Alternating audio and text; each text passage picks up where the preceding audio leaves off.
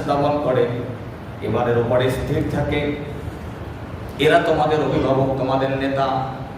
আর তোমাদের নেতা অভিভাবক হওয়ার জন্য আর একটা গুণ থাকা লাগবে। তাহলে এবার মনে রাখেন, 1 নাম্বার, আল্লাহ হলো আমাদের অভিভাবক। মানুষের মধ্যে 2 নাম্বার অভিভাবক হলো, মানুষের মধ্যে সর্বপ্রথম অভিভাবক আল্লাহ বলে তোমাদের নবী হলো তোমাদের অভিভাবক। 3 নাম্বার, মানুষের মধ্যে তোমাদের অভিভাবক হবে, তোমাদের নেতা হবে। 3টা ক্যাটাগরি আল্লাহ বলেছে। 1 নাম্বার ক্যাটাগরি হলো যিনি ঈমানদার, কোন ফাসিক ফুজ্জার, কোন কাফের মুনাফিক ঈমান তোমাদের অভিভাবক নেতা হতে পারে না। আর 2 নাম্বার, আল্লাযীনা ইউকিমুনাস সালাতা, 2 নাম্বার হলো যারা সালাত আদায়কারী, সালাত কায়েমকারী। সিজনাল সালাত আদায়কারী না, সিজনাল বুঝেন আমাদের দেশে অনেক নেতা এমন আছে যারা সিজনাল নামাজি হয় কি হয় না? আপনি বলেন তো দেখি, এই সিজনাল নামাজের কোনো দাম আছে? এই শুধু জুমার নামাজের কোনো দাম আছে? হ্যাঁ, এই ব্যক্তি যদি সালাতে এসে যদি তিনি তার পিছনের গুনাহের জন্য ক্ষমা চাইতে পারে, আল্লাহ যদি মাফ করে দেন অবশ্যই মাফ করবেন, কিন্তু পরবর্তীতে তিনি আসর থেকে সালাত ধরতে হবে। তাহলে আল্লাহ তার পিছনের যত নামাজ আছে মাফ করে দিবেন। সুবহানাল্লাহ বলেন। শর্ত কি আসর থেকে তার নামাজ ধরতে, তাহলে তার জুমায় আসা লাভ আছে। আর যদি সে মনে করে যে ফজর, যোহর, আসর, মাগরিব দরকার নাই, জুমায় গেলেই হবে, আপনি চ্যালেঞ্জ করে বলতে পারি তার জুমা তাকে জান্নাতে নিতে পারবে না, তাহলে সিজনাল নামাজিদের এখানে তা মানা যাবে না। আচ্ছা, পরিচিত সালাত আদায়কারী। 2 নাম্বার, আল্লাহ বলেন আল্লাযীনা ইউকিমুনাস সালাতা ওয়া ইউতুনাজ যাকাতা ওয়া হুম রাকিউন। আর যারা প্রকৃত দানকারী, যাকাত আদায়কারী, প্রকৃতভাবে যারা, এমনকি সালাতের মধ্যেও যারা দান করে, সুবহানাল্লাহ বলে। এই বিষয়টা আবার কেমন? আমরা তো জানি সালাতের মধ্যে অন্য কোনো কাজ করা যায়।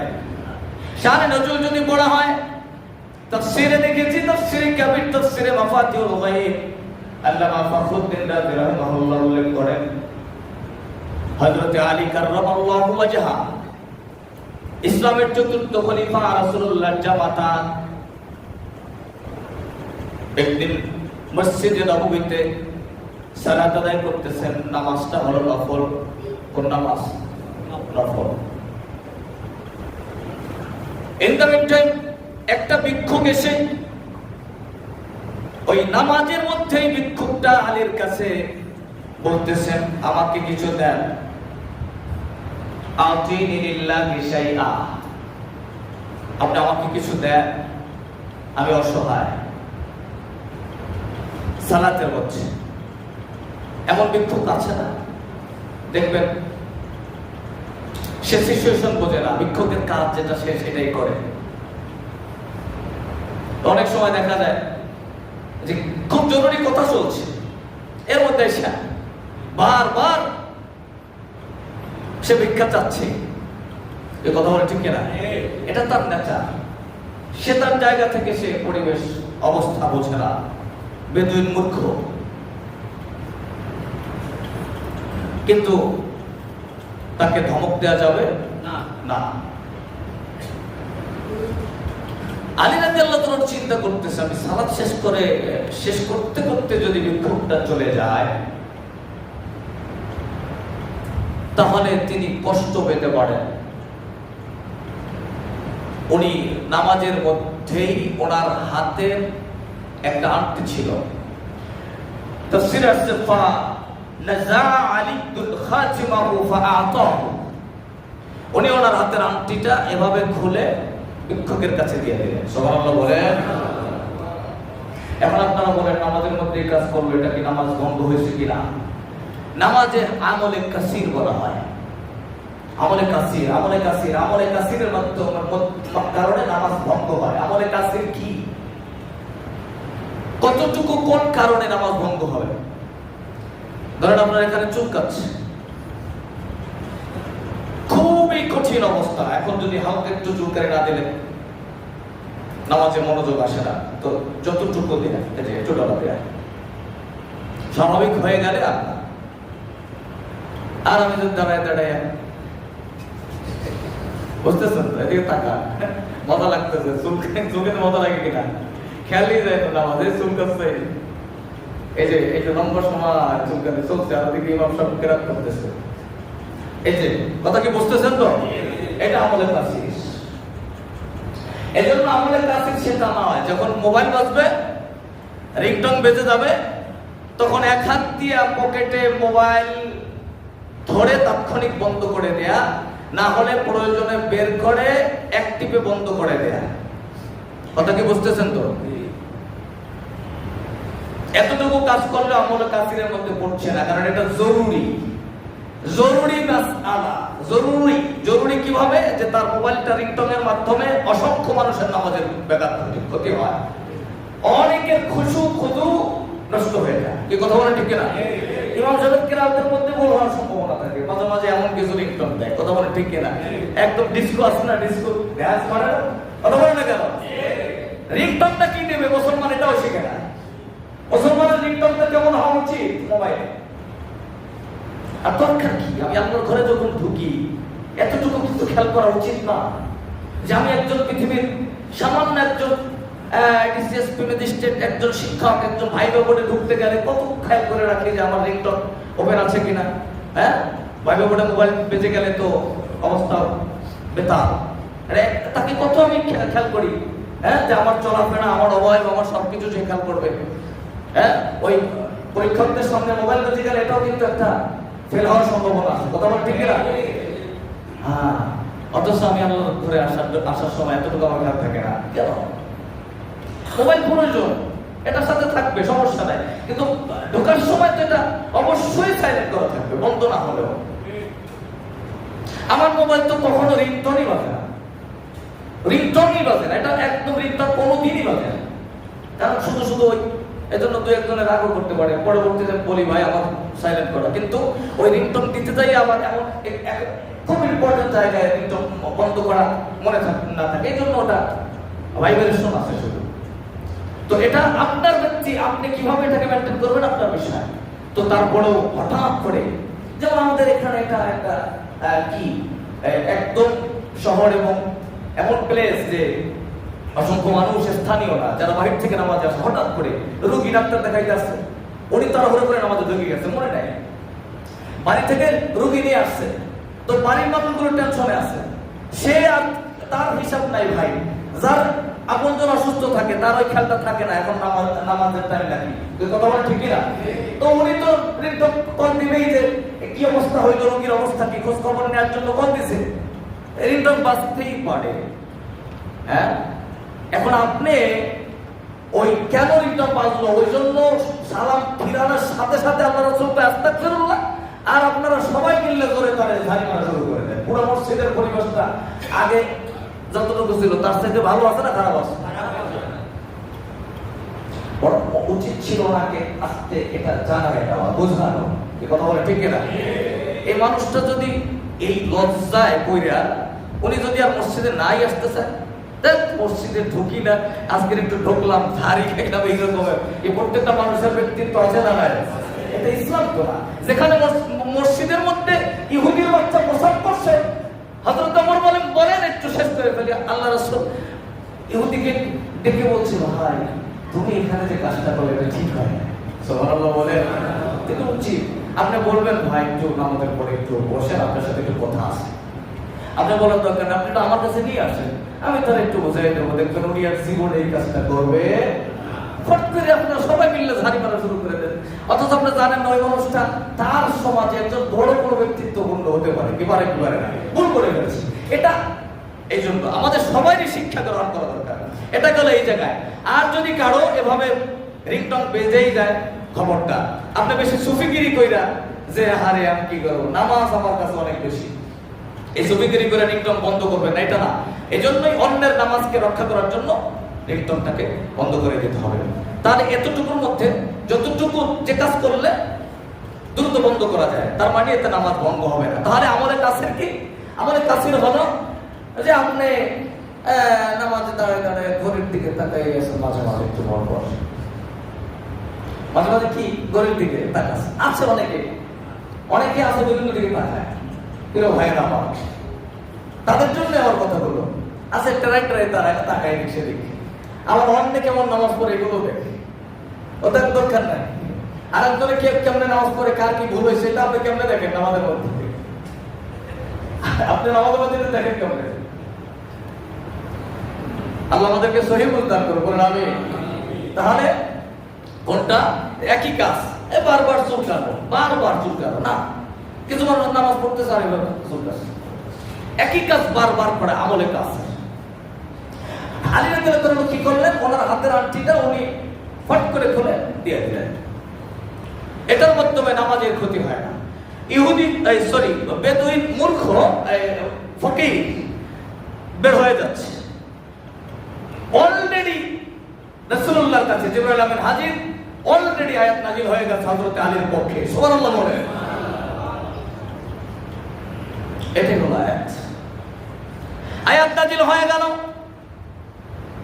ইন্নামা ওয়ালিয়ুকুমুল্লাহু ওয়া রাসূলুহু ওয়াল্লাযীনা আমানুল্লাযীনা ইউকিমুনাস সালাতা ওয়া ইউতুনাজ যাকাতা ওয়া হুম রাকিউন। তোমাদের অভিভাবক নেতা আল্লাহ, রাসূল, ঈমানদার, সালাত আদায়কারী, সালাতে যাকাত আদায়কারী, এমনকি আলী হো তোমাদের অভিভাবক নেতা। সুবহানাল্লাহ। আল্লাহ রাসূল কোথায়? হুজরা মুবারক থেকে বের হয়ে উনি বিষয়টা বোঝার চেষ্টা করতেছেন। এখন আয়াতটা নাযিল হওয়ার কারণ কি? তাকাই দেখতেছেন মসজিদ নববী থেকে একটা বিক্ষোভ বের হচ্ছে। এই দাঁড়াও, বিক্ষোভ কাছে চলে গেছেন। হাত আতাকা আহাদুন শাইআ, তোমাকে কি এই মুহূর্তে কেউ কিছু দিয়েছে? ইহুদি বলছে হ্যাঁ, এই ফকির বলছে হ্যাঁ আমাকে দিয়েছে। কে দিয়েছে? উনি ইশারায় দেখাচ্ছে, ফাআশারা ইলা আলী। তাফসীর আছে যে সে ইশারা দিয়ে আঙ্গুল দিয়ে আলীর দিকে দেখাচ্ছে। আল্লাহ রাসূল তাকায় দেখতেছে, আলী রাদিয়াল্লাহু তাআলা নামাজ পড়তেছে। সুবহানাল্লাহ বলেন। এখনো সালাত শেষ হয় না। আল্লাহ রাসূল বুঝতে পারলেন, মুস্কি হাসি দিলেন। সুবহানাল্লাহ, যে আলী নামাজের মধ্যে কাজ করে ফেলছে। আল্লাহ তার জন্য তার পক্ষে আয়াত নাযিল করে দিলেন। সুবহানাল্লাহ বলেন। এখান থেকে শিক্ষা হলো যে হক বান্দার হক, বান্দার হক। মানুষকে উপকার করলে আল্লাহ সবচাইতে বেশি খুশি হন বান্দার উপরে। সুবহানাল্লাহ বলেন। যে মানুষ মানুষের উপকার করে আল্লাহ সবচাইতে বেশি খুশি হন। আল্লাহ অনেক কারণে বান্দার উপরে খুশি হন, তার মধ্যে এটা একটা সবচেয়ে ইম্পর্টেন্ট কারণ হলো মানুষের উপকার করলে আল্লাহ সবচাইতে বেশি খুশি হন। দুর্ভাগ্যবশত হলো আমাদের দেশে ইমানদারের গুণ মানুষকে খুশি করা, মানুষের হক আদায় করা, মানুষকে দিয়ে দেওয়া। এমনকি নামাজের মধ্যেও এই কাজটা করতে যাই আল্লাহ খুশি হয়ে তার পক্ষে আয়াত নাযিল করছে। এজন্য তারা নেতা হয়। আর আমরা নেতা যাচাই করি কারা? যারা আমাদের হক নষ্ট তো করে, দেয় তো না বরং নষ্ট করে, বেগম পাড়ায় বাড়ি তৈরি করে দেয়। অথচ আল্লাহ বলতেছে ইন্নামা ওয়ালিয়ুকুমুল্লাহু ওয়া রাসূলুহু, তোমাদের অভিভাবক কে হবে তাকে তুমি যাচাই করো। তোমার অভিভাবক নামাজি হবে, ঈমানদার হবে, আল্লাহওয়ালা হবে। আর তোমার অভিভাবক হবে কে? যে অন্য মানুষকে এভাবে উপকার করার ইচ্ছা করে। অথচ নির্বাচনের আগে এত কমিটমেন্ট উপকারের, নির্বাচনটা পার হয়ে গেলে আর খোঁজ থাকে না। কথা বলেন ঠিক না? কিন্তু কমিটমেন্টকে যারা ভয় করে, যারা মুমিন, তারা কখনো কমিটমেন্ট নষ্ট করে না। কমিটমেন্ট নষ্ট করে কারা? তারা করে। কথা বলে না কেন? তারা করে। এই জন্য আল্লাহ বলে তুমি নেতা কারে বানাবা, অভিভাবক কে হবে তোমার? সেই ফর্মুলা তো আমি কোরআনে দিয়ে দিয়েছি সূরা মায়েদার 55 নম্বর আয়াতে। সুবহানাল্লাহ বলবেন না? আপনি নামাজি, আপনি যখন আপনার অভিভাবক নিযুক্ত করবেন, আপনার এই আয়াতটার দিকে খেয়াল করা উচিত, খেয়াল করতে হবে। কি কথা বলেন ঠিক না? উচিত না হয় কোনোদিন শান্তি আসবে না। কিন্তু দুর্ভাগ্য হলো আমাদের, আমরা তো নামাজিও বটে, মুসলিমও বটে, আমরা সামান্য ক্ষমতার জন্য এই সমস্ত যারা আল্লাহর বিরুদ্ধাচরণ করে আমরা তাদের সাথে আতাত করি, সম্পর্ক করি, বন্ধুত্ব করি। আল্লাহ বলে তারা তো তোমাদের বন্ধু হতে পারে না। আজকে ইসরায়েল তো বহুত দূরে, আমাদের কাছের একদম কাছের রাষ্ট্র, যেখানে বছরের পর বছর আমার এই মণিপুর সহ বিভিন্ন অঞ্চলের রাজ্যের মুসলমানদেরকে নিধন করা হচ্ছে, মারা হচ্ছে। আজকেরও একটা ভিডিও দেখলাম আমি, পশ্চিমবঙ্গের কিছু মুসলিম নারীরা বের হয়ে যাচ্ছে ঘর ছেড়ে, তাদেরকে জিজ্ঞেস করা হচ্ছে কেন, বলে আমাদেরকে আইসা হঠাৎ করে এলোপাতারি হামলা করে, আমরা রাতে নির্ভয়ে ঘুমাতে পারি না। এই যে উগ্র হিন্দুত্ববাদী মোদী সরকার, ভারতের মুসলমান তারা সংখ্যালঘু, পৃথিবীর ইতিহাসে সংখ্যালঘুদের উপরে নির্যাতন হয় সবচেয়ে ভারতে। কথা বলে না কেন? পৃথিবীর ইতিহাসে এমন দৃষ্টান্ত অন্য কোথাও হয়। আর আমাদের দেশে বুদ্ধিজীবী কোন রকমের যদি কোন মুসলিমের একটু কিছু হয়, সামান্য পরিমাণ, খালি তখন দেখবেন গোটা মিডিয়া বাংলাদেশের সংখ্যালঘুদের উপরে আক্রমণ হয়। অথচ ভারতে কন্টিনিউ সংখ্যালঘুদের উপর আক্রমণ হচ্ছে, ব্যাপারে কারো কোনো কথা বলা নেই। ঠিক না? সেগুলো আমরা কিছু বলি না। আলহামদুলিল্লাহ, এই ইমানদারের পরীক্ষা দিতে হবে, এর বিচার আল্লাহ করবে। দুর্ভাগ্যবশত মুসলমানদের তো মারতেছে, এই গোমূত্র খাওয়া এই অসভ্যগুলো এখন আমার আল্লাহর ঘর মাদ্রাসা এবং মসজিদের উপর আক্রমণের বিভিন্ন পরিকল্পনা করতে যায়। তারা তাদের সংশোধনীয় ভাবে তারা ওয়াকফ সংশোধনীয় আইন পাস করার পায়তারা করতেছে। বুঝেন এটা? ওয়াকফ হলো ইসলামের একটি অন্যতম পদ্ধতি, যার মাধ্যমে ইসলাম এবং মানবতার সুরক্ষা হয়েছে। সুবহানাল্লাহ বলে। ইতিহাসে, ওটা ইতিহাসে আল্লাহ রাসূল সাহাবায়ে কেরাম এই ওয়াকফ সিস্টেম চালু করেছেন।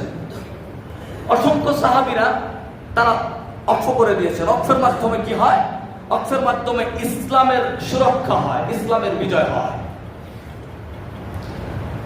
ইসলাম এবং মুসলমানদের মধ্যে উমাইয়া শাসনামলে, এমনকি ভারতের মুঘল শাসনামলেও অনেক অক্ষ সম্পত্তি ছিল মুসলমানদের।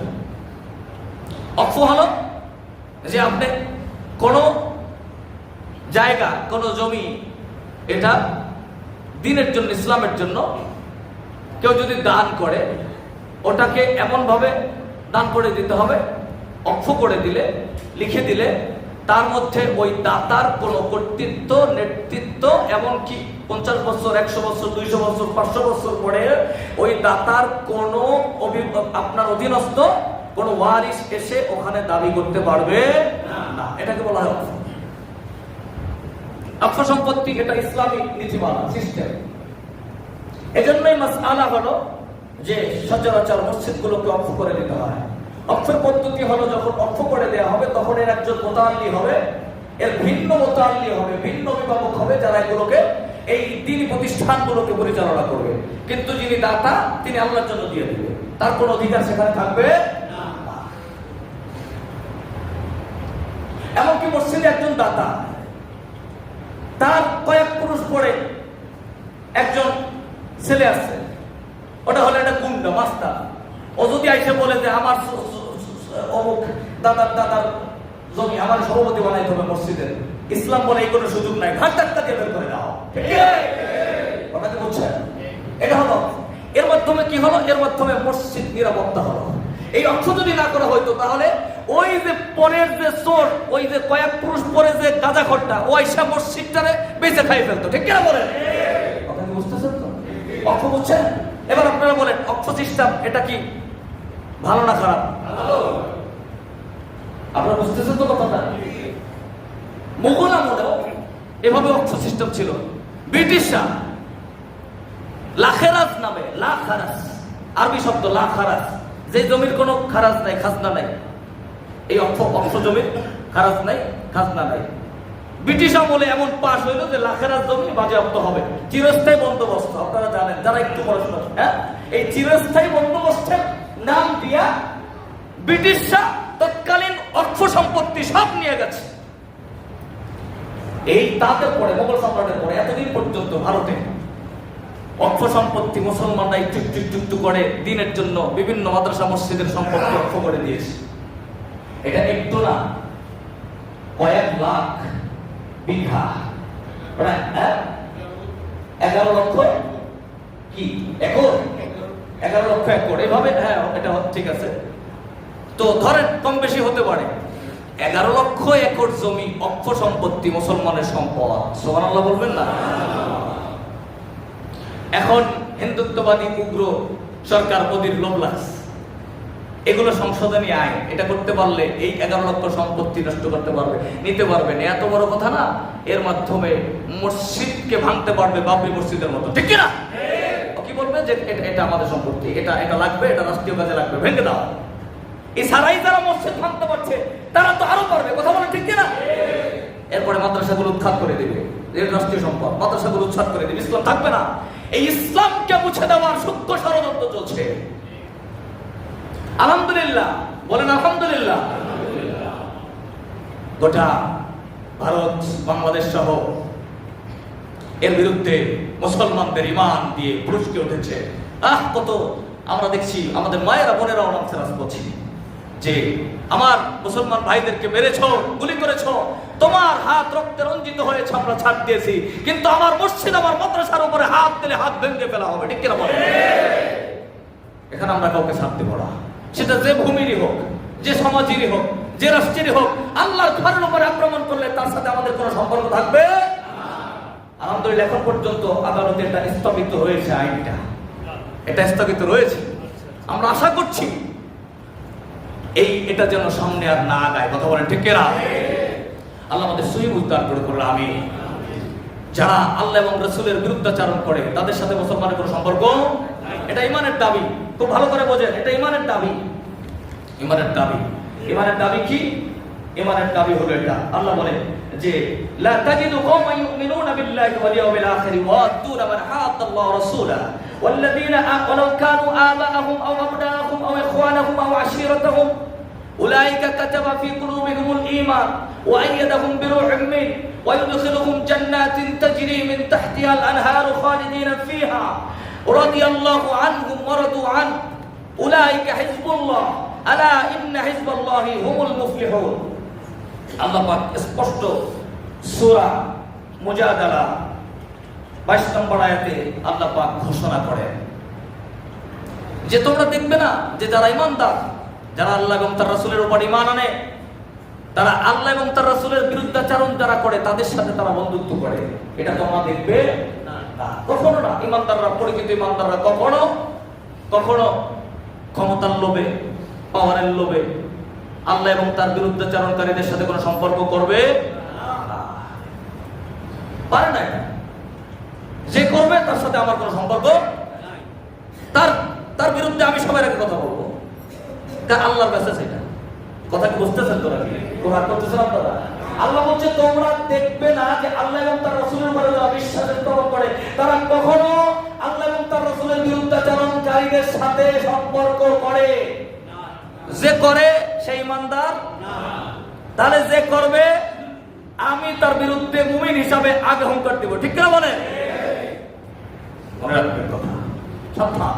মুমিন কখনো ক্ষমতার পাগল হয় না।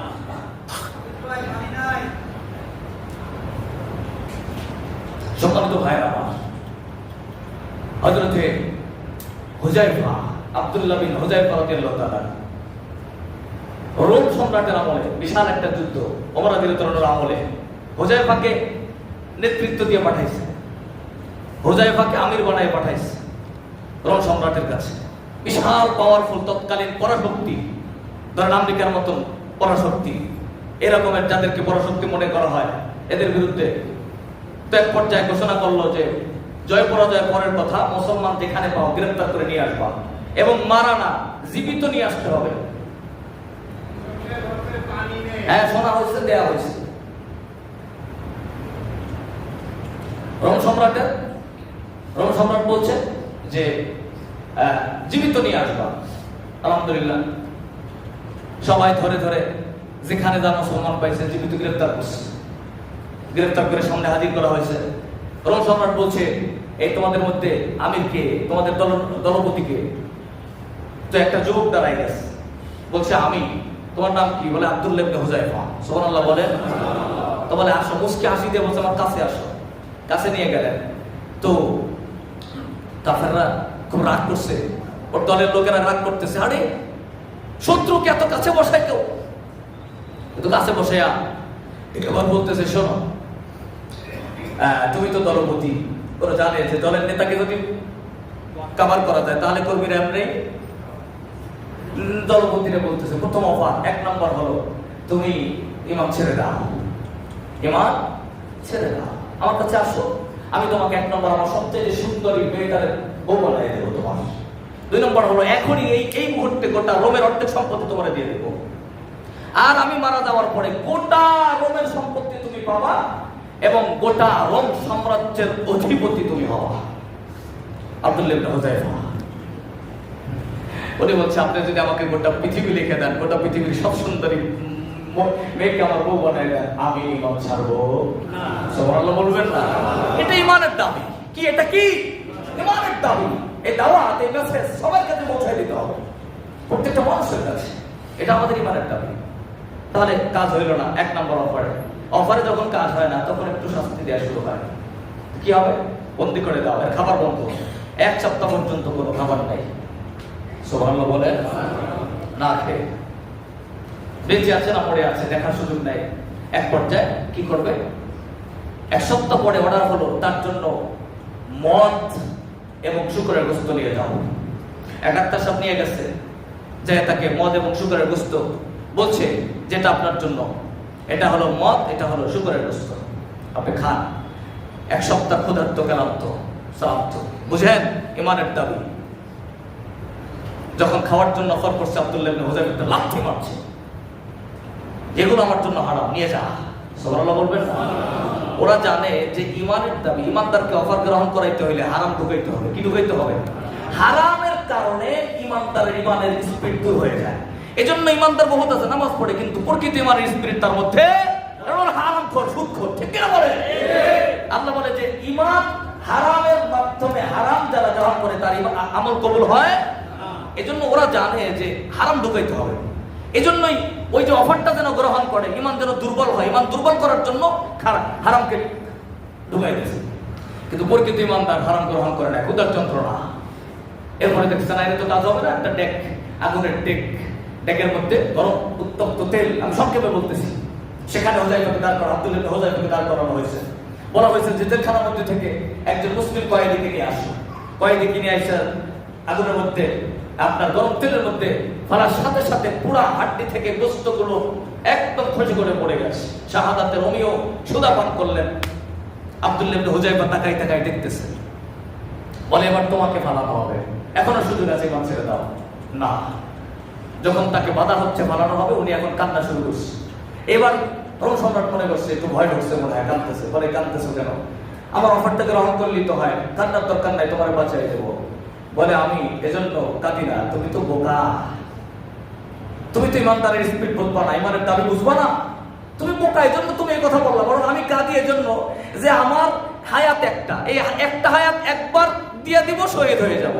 কিন্তু আমাকে যদি আল্লাহ 1000টা হায়াত দিত, 1000 বার জীবন দিত, আর তুই যদি আমার 1000 বার এই আগুনের মধ্যে, তেলের মধ্যে ফালাইতি, আমি আব্দুল্লাহ ইবনে হুযায়ফা খুশি হয়ে যেতাম। এটা কেন হচ্ছে না? এজন্য আমি কাঁদছি, আফসোস যে একটা হায়াত আল্লাহ দিল, যে আল্লাহর রাস্তায় ইমানের দাবিতে আমি 1000টা হায়াত যদি দিয়ে দিতে পারতাম। আল্লাহ আমাদের সহিহ বুঝদান করুক, বলেন আমিন। আল্লাহ আমাদেরকে পরিপূর্ণ ঈমান অর্জন করার তৌফিক দান করুক, আমিন।